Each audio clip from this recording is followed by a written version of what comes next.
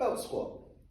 So with this piece of equipment, what we're typically going to be doing is squats, but there's many other things we can do off of this. Today I'm going to demonstrate how to do a squat with it. So we've got the belt like so.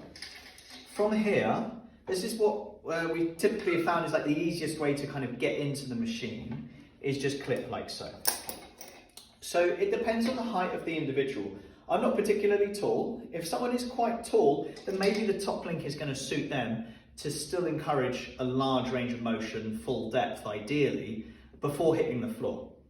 But for my height, this is a bit too high, and I'm going to hit the floor a bit early because I've got fairly short legs. So I'm going to go down a couple links to make sure I can get a good range of motion. Once I've found kind of the link that's going to suit my height, onto here we go, handles for hands, up here. Whilst I'm stood, I just need to make sure that this actual lever is off of the bar that goes between. If it isn't, stand narrow up onto tiptoes, and then there's a handle to my right, and I can pull the bar out so that I'm ready to squat. Once that bar is out of the way, again, these handles are up here for your hands. Find the stance that you're going to go with. There's many ways in which you can squat off of this. Today I'm going to talk about a much more knee dominant squat, so I'm going to really focus on knees forward, and I'm going to get as low as possible. So I'm going to squat down.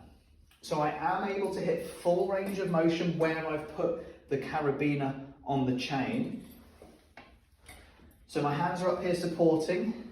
Once I've finished, it's the same thing. I want to put that bar across. Again, if it's a bit too low for me to do that, I might need to narrow my stance and come up onto tiptoes. And I'm going to push the handle out to the right. When I've finished, whilst I'm stood, you might find the weight is still pulling on you. So you might have to lower it down onto the beam that you've put across.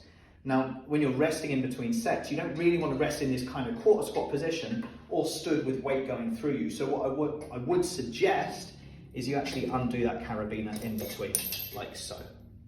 And that is the belt squat.